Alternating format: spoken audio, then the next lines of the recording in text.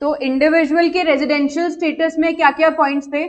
सबसे पहले था सेक्शन 6 क्लॉज 1 जो बेसिक कंडीशंस बताता है। बेसिक कंडीशंस आपको रेजिडेंट हो या नहीं हो ये डिसाइड करने में हेल्प करती है।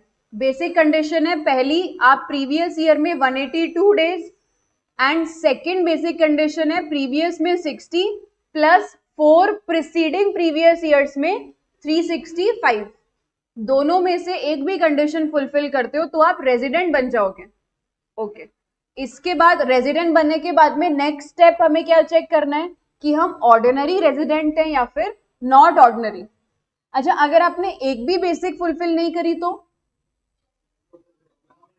फिर तो डायरेक्टली क्या बन गए? नॉन रेजिडेंट बन गए। ठीक है, बट अगर एक बेसिक फुलफिल कर दी तो आप रेजिडेंट बन गए। अब सेकेंड स्टेप, ऑर्डिनरी रेजिडेंट हो या फिर नॉट ऑर्डिनरी रेजिडेंट हो, वो चेक करते हैं हम सेक्शन 6 क्लॉज 6 की कंडीशन से।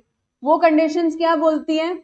या तो आप प्रीसीडिंग 10 प्रीवियस ईयर्स में से किसी भी 2 साल रेजिडेंट थे, या फिर आप प्रीसीडिंग 7 प्रीवियस ईयर्स में 730 डेज या मोर इंडिया में थे क्या? अगर आप दोनों कंडीशंस फुलफिल करते हो तो आप ऑर्डिनरी रेजिडेंट बन जाओगे, अदरवाइज आप क्या बन जाते हो? Not ordinary resident. ठीक है, 730 डेज वो पर कंटिन्यूटी नहीं हुई ना, 730 पूरे साल में कभी भी कर दो। और 7 साल की बात कर दी, थोड़ा सा ईयर्स कम कर दिए, ऊपर तो 10 साल की कंडीशन दी थी। 10 साल में आपको क्या करना है? 10 साल में तो आप 6 क्लॉज 1 भी चेक करो, 182 हो गया या 60 और 365 दोनों में से कुछ भी, बट इधर 700 में केवल 730 दिन देखना है। फर्स्ट कंडीशन ऑटोमेटिकली फुलफिल आप कैसे करोगे? जब आप या तो 182 डेज रह रहे हो या फिर आप 60 प्लस 365, तो उसके लिए कंडीशंस थोड़ी ज्यादा बढ़ जाती हैं। 730 दिन वाला अगर आप फुलफिल कर रहे हो, वेल एंड गुड है, बट जरूरी नहीं है कि जो 730 दिन फुलफिल कर रहा है वो रेजिडेंट भी बन रहा हो, मतलब वो आपकी 6 क्लॉज 1 भी फुलफिल कर रहा हो। 10 में से कोई से भी 2 साल, नॉट कंटिन्यूसली। ये कंडीशंस आपकी बोलती हैं कि आप लास्ट, बिल्कुल, आप 10 प्रीसीडिंग प्रीवियस ईयर्स में से किसी भी 2 साल 6 क्लॉज 1 को फुलफिल करते हो क्या, ऐसा बोलता है ये। एंड आप 7 प्रीसीडिंग प्रीवियस ईयर्स में 730 डेज और मोर इंडिया में थे क्या? तो यहां पर साल 2 है, इधर आप 730 से 2 को चेक कर रहे हो, लेकिन इधर भी तो देखो ना, यहाँ 10 साल दिए हैं, यहाँ 7 साल दिए हैं, टोटल ईयर्स का डिफरेंस आ गया ना। तो इधर आपको थोड़ा साल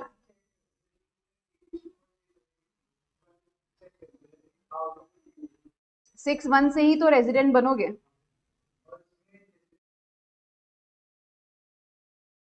सिक्स क्लॉज 6 पे आते ही तब हैं जब आप 6 क्लॉज 1 फुलफिल कर चुके हो, तो रेजिडेंट तो आप ऑलरेडी हो। रेजिडेंट आप हो, आपने 6 क्लॉज 1 फुलफिल कर दिया, तभी तो आप 6 क्लॉज 6 पे जाओगे, अदरवाइज तो जाओगे ही नहीं ना। Okay, done. फिर इसके बाद एक कॉन्सेप्ट आता है डीम्ड रेजिडेंट का, मतलब रेजिडेंट आप हो नहीं, आपके नंबर ऑफ डेज जो स्टे का है उससे हमें कोई लेना देना नहीं है, हम आपको रेजिडेंट मान लेंगे। अभी ऐसा कौन सा पर्सन होता है जिसे हम रेजिडेंट मान लेते हैं? तो पहला, Indian citizen, Indian income more than 15 lakhs, and third, किसी भी दूसरी कंट्री में टैक्स पे करने के लिए लायबल नहीं है। अगर तीनों फुलफिल हो रहे हैं, इसमें एंड लग रहा है सब में, तीनों कंडीशंस फुलफिल हो रही हैं, तो हम आपको रेजिडेंट मान लेते हैं। और डीम्ड रेजिडेंट का स्टेटस क्या होता है? RNOR। स्टेटस पे भी तो बात आई ना, क्योंकि आपने नंबर ऑफ डेज स्टे तो देखा ही नहीं, तो हम स्टेटस क्या लें? हम ऑर्डिनरी का स्टेटस लें या नॉट ऑर्डिनरी का लें?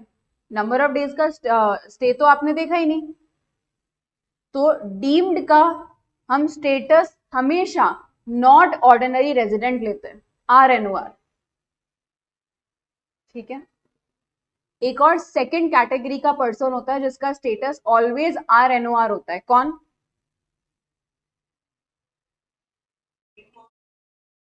हाँ, और सेकंड कैटेगरी कौन होती है? एक तो डीम्ड रेजिडेंट हो गया, और दूसरा क्या था? 120 डेज ना, नॉट एक्सेप्शंस। दो कैटेगरी को हमने हमेशा RNOR माना है, दूसरी कैटेगरी कौन? इंडियन सिटीजन या फिर पर्सन ऑफ इंडियन ओरिजिन, दोनों में से कुछ भी चलेगा। इंडिया आ रहा है विजिट करने के लिए, 120 डेज से ज्यादा रह गया, प्लस 4 साल में 365, और इंडियन इनकम 15 लाख से ज्यादा, ऐसे पर्सन को भी, ऐसे इंडिविजुअल को भी हम हमेशा क्या ट्रीट करते हैं? रेजिडेंट RNOR ट्रीट करेंगे। डन, ठीक है। फिर आपका सेकंड बेसिक कंडीशन का एक्सेप्शन था, क्या था वो एक्सेप्शन?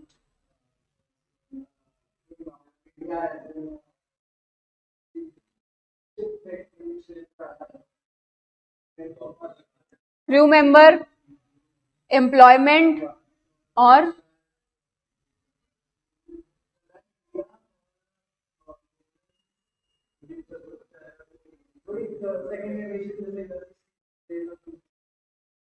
सिक्सटी प्लस 365,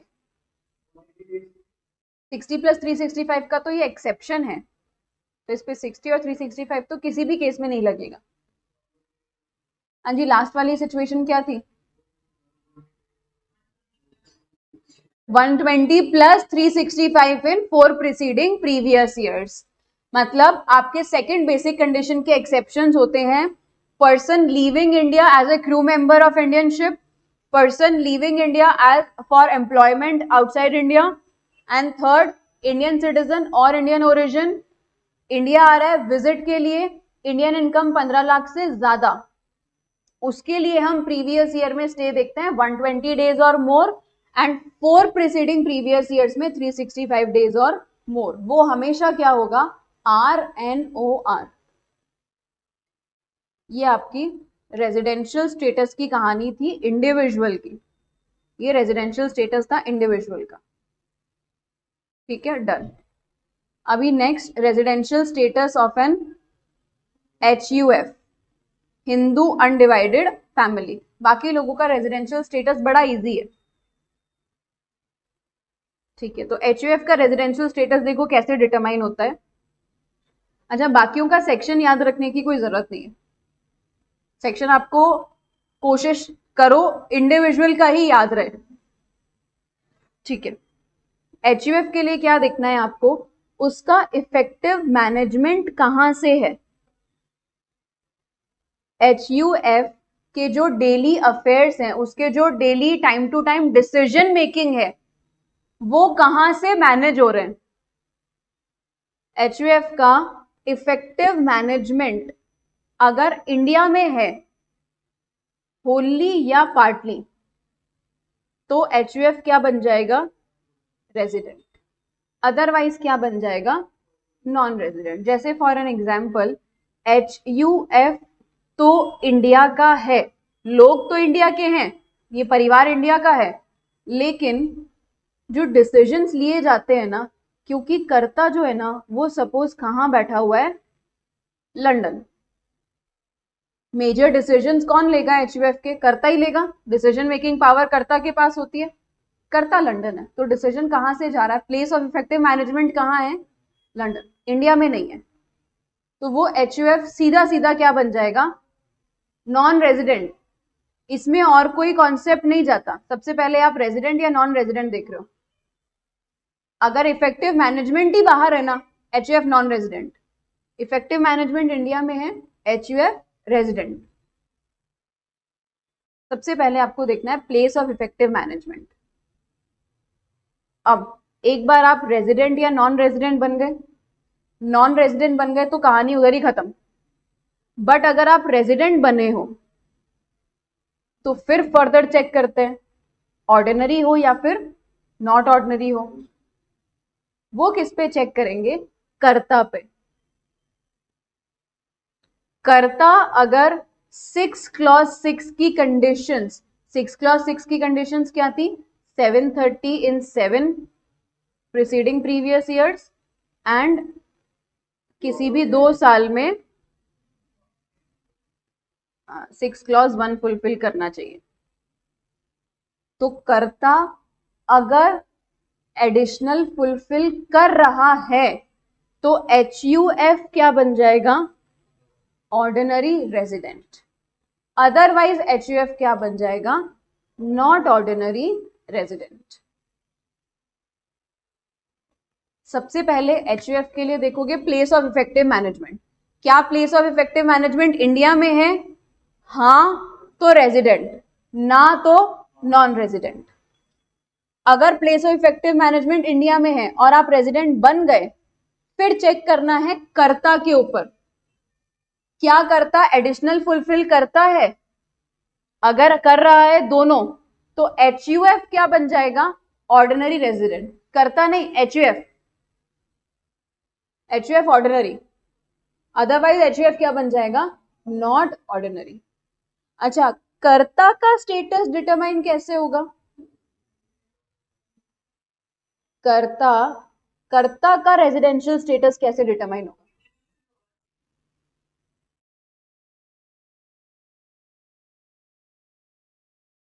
कर्ता रेजिडेंट है कि नहीं है, ये कैसे पता लगेगा? रेजिडेंट है कि नहीं है। इनकम कितनी? एकदम करेक्ट। कर्ता का रेजिडेंशियल स्टेटस आपको पता लगेगा इंडिविजुअल के रेजिडेंशियल स्टेटस की तरह, क्योंकि कर्ता तो इंडिविजुअल ही है ना। कर्ता खुद क्या है? कौन से टाइप का असेसी है, कौन से टाइप का पर्सन है? इंडिविजुअल है कर्ता। तो कर्ता का residential status 6 clause 1 and 6 clause 6 से फुलफिल पता लगेगा हमें, और HUF का इफेक्टिव मैनेजमेंट से पता लगेगा। डन। एक सेकेंड, नहीं नहीं नहीं, किसी भी 2 साल, इन एनी 2 years। नहीं, बिल्कुल नहीं, बिल्कुल भी नहीं। ये 2 साल का रेजिडेंट ऐसा है जैसे सपोज मानो अपना प्रीवियस ईयर है 23-24, तो आपने 22-23,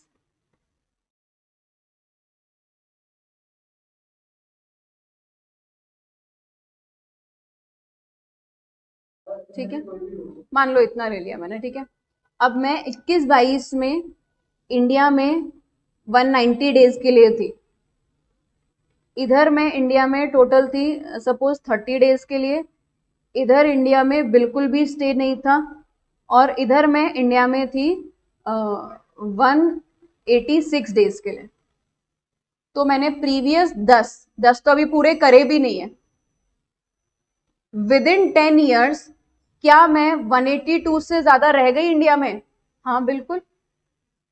21-22 और 18-19 में मैं इंडिया में 190 और 186 डेज, दैट मीन्स मैंने 6 क्लॉज 1 की पहली कंडीशन फुलफिल कर दी। पहली कंडीशन फुलफिल करते ही आप क्या बन जाते हो? रेजिडेंट बन जाते हो। तो मैं 10 में से कोई से भी 2 साल रेजिडेंट बन गई।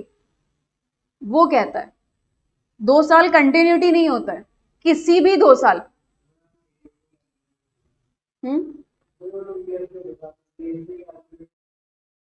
नहीं, डेज से नहीं करोगे आप, बहुत कंफ्यूजन क्रिएट हो जाता है। और डेज से कैसे कर सकते हो? डेज से आप कर सकते हो 365 डेज वाला। यहां पर 182 वाली कंडीशन भी तो है, उससे भी तो रेजिडेंट बनते हो, तो डायरेक्टली डेज नहीं लिख सकते। चीज लॉ में ऐसी लिखी जाती है जो हर कंडीशन पे एप्लीकेबल हो। हर एक प्रोविजन के लिए अलग अलग एक्सप्लेनेशन नहीं ला सकते ना, फिर तो लॉ कितना बड़ा हो जाएगा। तो पहले ही लैंग्वेज ऐसी यूज करनी पड़ती है जो सारे प्रोविजंस पे एप्लीकेबल हो, इसलिए केवल लैंग्वेज का फर्क है। हाँ जी मोहित, अब आप पूछिए।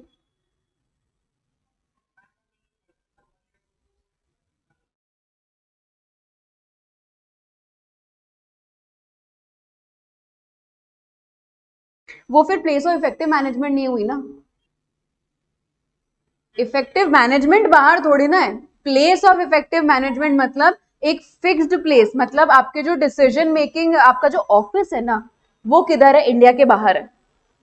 आपका जो मेन ऑफिस है इंडिया के बाहर है। कर्ता घूमने के लिए इंडिया से बाहर गया, उस चीज को अपन effective management, place of effective management नहीं बोलते। ओके,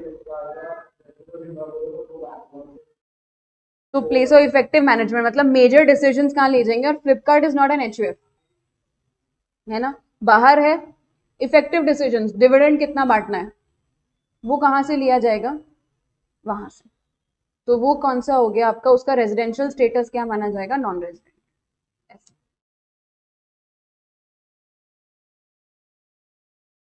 बिल्कुल। 10 में से किसी भी 2 साल रेजिडेंट बन जाओ, और रेजिडेंट आप बनते हो दो कंडीशन से, या तो आप 182 डेज रह जाओ, या फिर जैसे सपोज मैं 21-22 के अंदर, या सपोज फॉर एन एग्जांपल मैं 19-20 के अंदर इंडिया में 70 डेज थी। फिर अब आपको क्या करना है? अगर आप सेकंड वाली चेक करना चाहते हो तो पिछले 4 साल देखो। पिछले 4 साल 365 थी क्या? दोनों फुलफिल होगा तो इस साल में मैं रेजिडेंट कहलाऊंगी। दूसरी वाली कंडीशन थोड़ी बड़ी पड़ती है।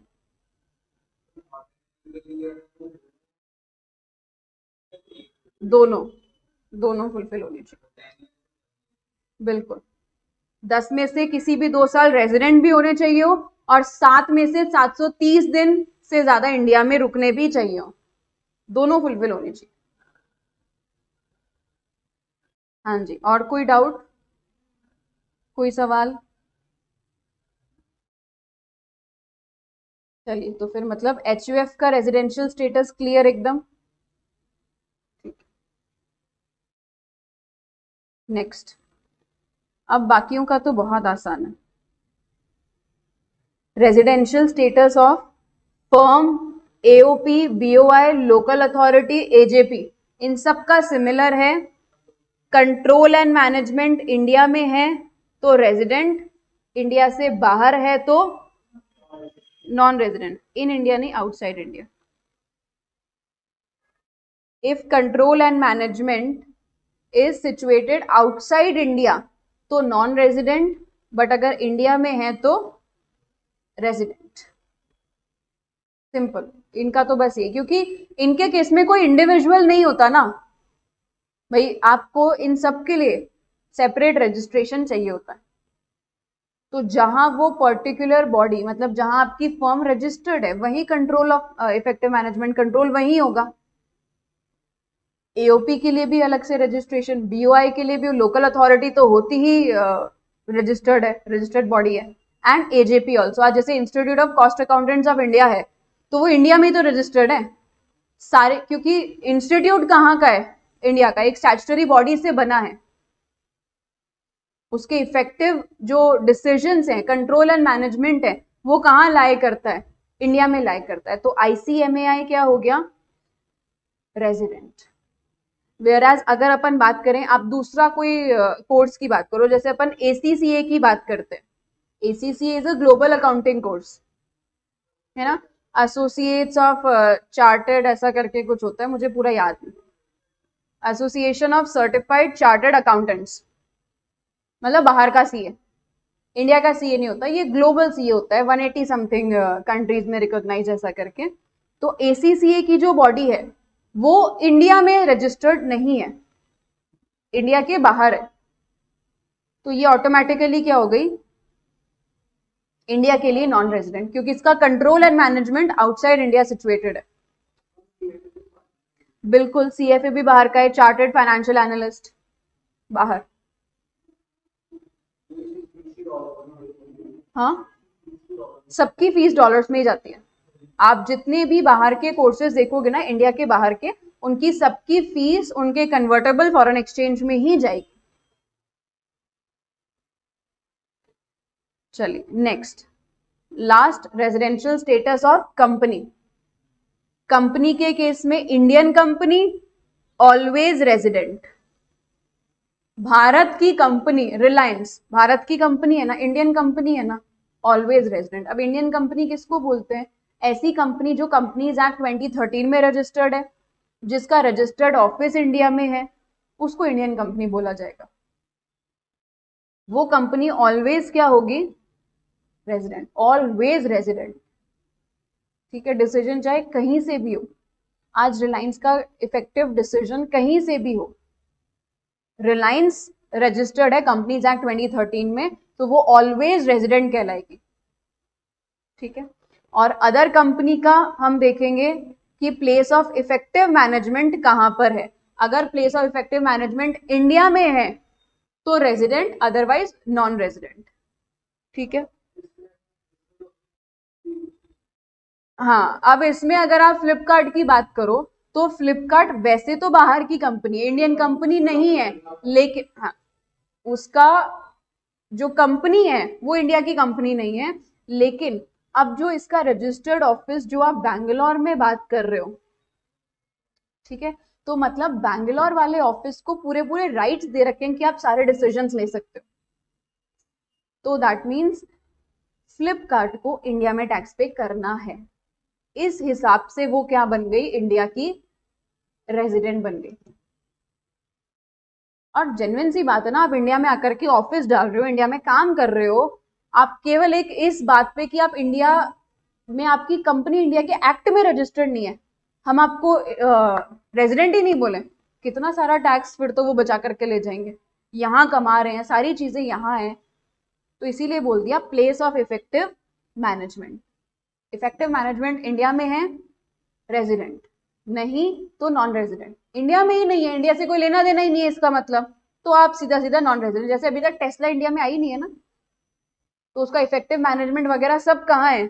बाहर। वो टैक्सेशन की वजह से तो नहीं आ पा रही है, टैक्सेशन का इशू हो रहा है उसको, जीएसटी का हो रहा है, इनकम टैक्स का इतना नहीं हो रहा। ठीक है, डन। उसका ऑफिस देखना पड़ेगा। डिसीजंस जो लिए जा रहे हैं, बेच रही कहाँ है उससे मतलब नहीं है, अपने प्रोडक्ट को वो इंटरनेशनल मार्केट में सेल कर रही है, उससे लेना देना नहीं है। उसका इफेक्टिव मैनेजमेंट, उसका ऑफिस इंडिया में है, जहां से मेजॉरिटी डिसीजंस लिए जा रहे हैं। इंडिया में जो सेल होगी उसके डिसीजंस कहां से लिए जा रहे हैं? इंडिया से लिए जा रहे हैं, रेजिडेंट। इंडिया से नहीं लिए जा रहे, नॉन रेजिडेंट। ठीक है,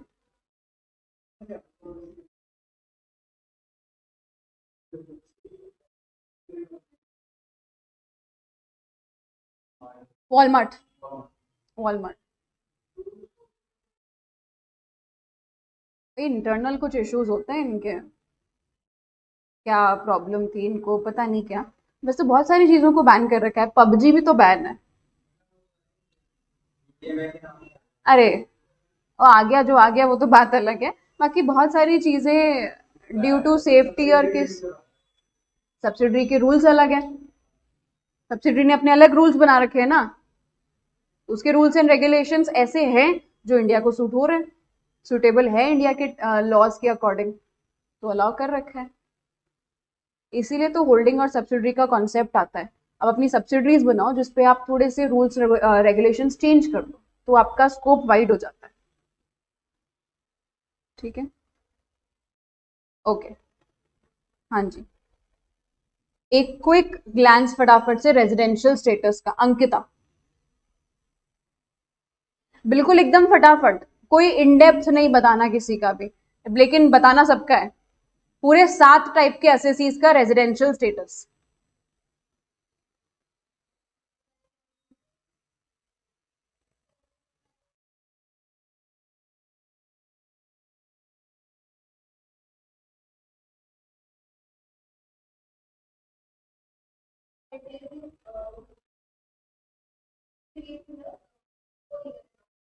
चलो ठीक है, देखो मैं रिवाइज करवा देती हूँ पूरा फटाफट से एक बार, है ना। आपका रेजिडेंशियल, रेजिडेंशियल में बात करता है 6 क्लॉज 1, 6 क्लॉज 1 जो है वो आपका बेसिक कंडीशंस पे बात करता है। बेसिक कंडीशंस का मतलब प्रीवियस ईयर में 182 डेज, एंड दूसरी बेसिक कंडीशन है प्रीवियस में 60 और 4 प्रीसीडिंग प्रीवियस ईयर्स में 365 डेज और मोर। अगर आपने एक भी कंडीशन फुलफिल कर दी, आप रेजिडेंट बन गए। रेजिडेंट बनने के बाद आपको चेक करनी है 6 क्लॉज 6 की कंडीशन।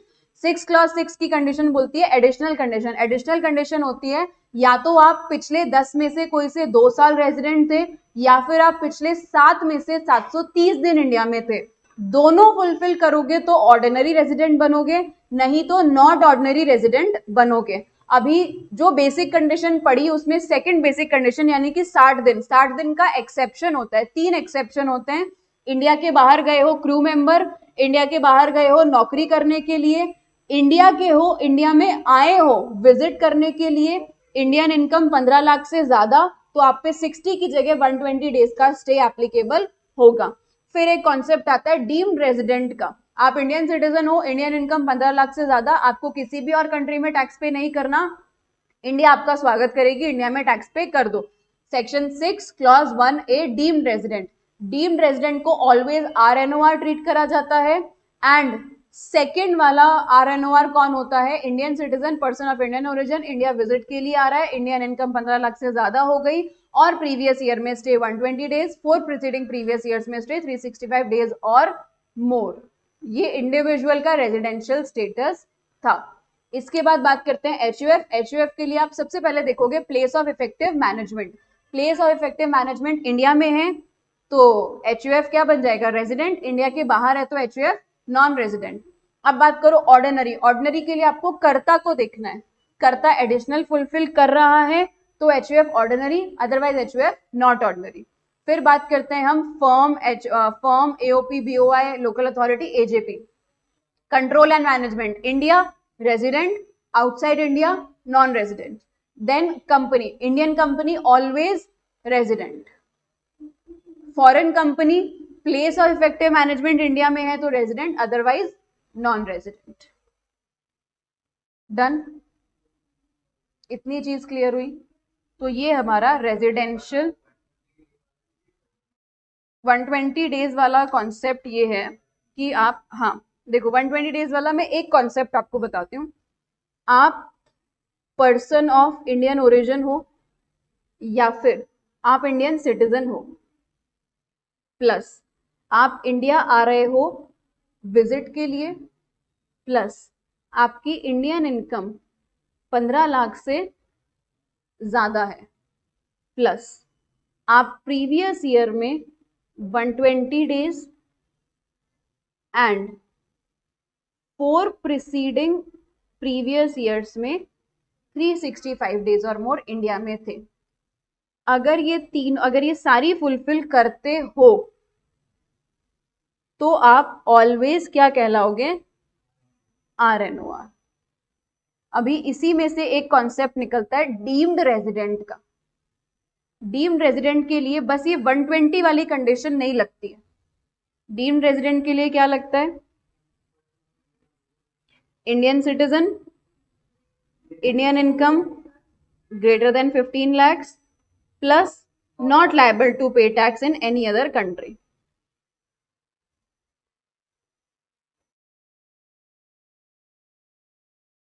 ये होता है डीम्ड रेजिडेंट। मतलब 120 की हट करके उसमें ये नॉट लायबल वाली कंडीशन आ जाती है। बस ऐसे लोगों को ऑलवेज, डीम्ड को भी ऑलवेज क्या बोला जाता है? RNOR बोला जाता है। ये है वो पूरा कॉन्सेप्ट। ओके, ये हमारा रेजिडेंशियल स्टेटस यानी कि सेक्शन 6 समाप्त हुआ। अब हम नेक्स्ट क्लास में स्कोप ऑफ टोटल इनकम पढ़ेंगे कि ये जो आपने पढ़ा ordinary resident, not ordinary resident, non resident, इनको कितनी कितनी और कौन सी इनकम पे टैक्स पे करना होता है, वो आता है स्कोप ऑफ टोटल इनकम। ठीक है, तो जिन्होंने थर्ड वाला क्वेश्चन नहीं करा उनके लिए आज फिर से चांस है, थर्ड वाला क्वेश्चन करें। Okay, thank you. हाँ जी,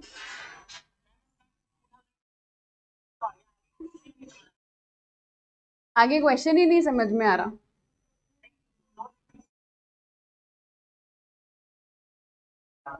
अच्छा, हाँ देखो एक बार ही ना सब लोग ट्राई कर ले, फिर इस क्वेश्चन को मैं डिस्कस करूंगी आपसे। ठीक है, मैं पूरा क्वेश्चन मैं ही करवाऊंगी वैसे तो आपको, बट एक बार सब लोग ट्राई कर ले फिर इसको डिस्कस करेंगे अपन। ठीक है।